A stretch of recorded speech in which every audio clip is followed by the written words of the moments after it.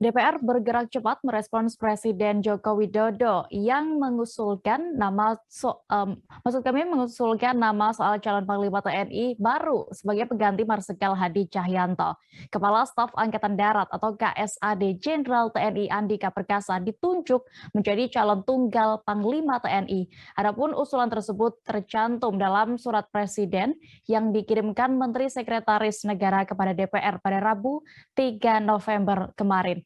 Untuk mengetahui lebih detailnya, sudah bergabung bersama kami rekan wartawan dari Tribun News, ada Reza Deni Saputra yang akan menyampaikan informasi terbarunya. Halo rekan Reza. Halo rekan Dea, rekan Tribun News, selamat sore. Ya, Reza, terkait Supres Presiden Joko Widodo kemarin yang mencalonkan Jenderal Andika Perkasa sebagai calon tunggal Panglima TNI ini, lalu kemudian akan ada juga pastinya prosesi fit and proper ini. Apa pertimbangan DPR sendiri menggelar fit and proper test ini pada hari kapan juga dilakukan? Baik, Dea, benar sekali bahwa hari ini Komisi 1 DPR RI menggelar rapat internal terkait jadwal fit and proper test atau uji kelayakan dan kepatutan soal calon Panglima TNI Tunggal, ini Jenderal Andika Perkasa yang sekarang menjabat sebagai Kepala Staf Angkatan Darat. Adapun diketahui menurut pantauan kami di lapangan, rapat internal dimulai pada pukul 14.00 waktu Indonesia Barat dan selesai sekitar pukul 16.00 waktu Indonesia Barat, dan di sana diputuskan bahwa fit and proper test, maksudnya dalam artian wawancara atau penyampaian keterangan dari Andika Perkasa kepada DPR RI dilakukan pada hari Sabtu tanggal 6 November 2021, dan adapun untuk jamnya sekitar jam 10 pagi hingga selesai. Sementara untuk Jumat besok itu dilakukan verifikasi dokumen dan terkait data-data yang lainnya terkait Andika Perkasa. Demikian dia. Oke, berdasarkan informasi yang Anda dapat, apa saja nantinya yang akan dibahas dalam fit and proper test calon Panglima TNI ini? Baik, Dea, terima kasih. Dari informasi yang kami terima melalui anggota DPR RI Komisi 1, Fraksi Golkar, Bobi Rizaldi, bahwa akan ada penyampaian visi dan misi dari Andika Perkasa, dan ini dilakukan secara terbuka, tapi bisa dilihat oleh publik penyampaian visi dan misi ini. Lalu kemudian ada penyampaian strategi. Untuk penyampaian strategi ini sifatnya tertutup, jadi akhirnya artinya hanya ada Komisi 1 dan Andika Perkasa saja yang tahu apa yang strategi apa yang dipaparkan oleh Andika untuk dirinya sebagai Panglima TNI nanti. Dan kemudian setelah itu baru tanggapan-tanggapan dari fraksi-fraksi yang ada di Komisi 1.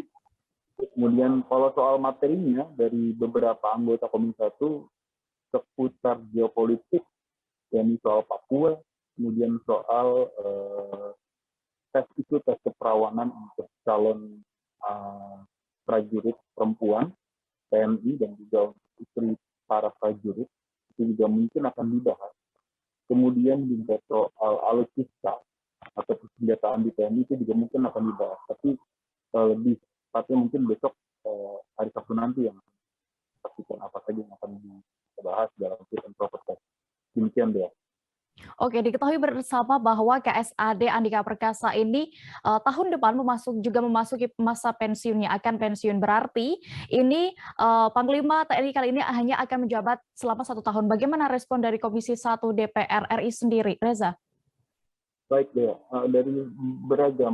Dari sejumlah anggota Komisi 1 memang menyampaikan respon yang beragam soal masa jabatan relatif singkat dari Andika Perkasa ini saat menjabat Panglima TNI. Memang bahkan menurut Bobi Rizaldi ketika diwawancara, ini adalah rekor yang sangat tepat untuk seorang Panglima hanya menjabat sekitar 13 bulan, dan ada tugas-tugas yang memang harus dikerjakan oleh Jenderal Andika.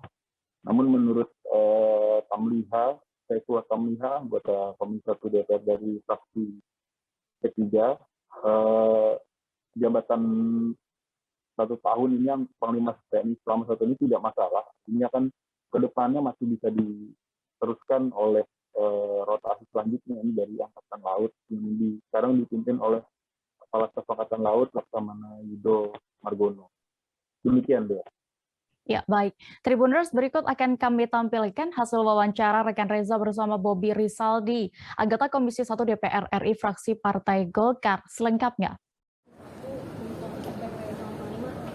Ya, jadi keputusannya kita akan mengadakan fit dan proper test itu hari Sabtu dan besok itu sudah dimulai tahapannya yaitu verifikasi administrasi seperti laporan pajak, lantas LHKPN, CV, dan kelengkapan-kelengkapan lainnya. Dan semuanya akan dijadwalkan untuk bisa paripurna hari Senin. Jadi kalau misalkan bisa diparipurnakan siang, mungkin bisa dari pemerintah ada pelantikannya di hari yang sama. Karena di hari itu, walaupun secara administratif Pak Panglima Hadi itu TMT pensiunnya tanggal 1 Desember, tetapi secara undang-undang kan pada hari itu beliau sudah berumur 54 tahun. Jadi dengan penjadwalan tadi diharapkan tidak ada transisi yang ada jabatan kosong. Pertimbangan memilih hari Sabtu apa Mas? Ini kan nggak biasa gitu ya, fit proper test dilakukan pada hari Sabtu. Ya, satu kita menunggu administrasi surat penugasan dari Bamus untuk Komisi 1 dengan mengadakan fit dan proper kita masih tunggu sore ini. Lantas juga verifikasi dokumen. Jadi kan kita nunggu kiranya ada miss sedikit, telat sedikit. Karena kan nanti kan kalau misalkan sudah dijadwalkan ada ternyata suratnya belum, itu kan 1 hari kan mungkin anggota menunggu jadi tidak ada kejelasan. Tapi kalau hari Sabtu itu dipastikan proses pertama penugasan dari Bamus itu kita sudah terima, lantas verifikasi dokumen itu sudah selesai semua. Verifikasi dokumen besok atau verifikasi faktual besok juga? Enggak, besok dokumen saja, dokumen administrasi saja. Jadi hari Sabtu hadir langsung juga ya sama Panglima? Hadir itu fit propernya hari Sabtu. Ya. Ini kan di masa-masa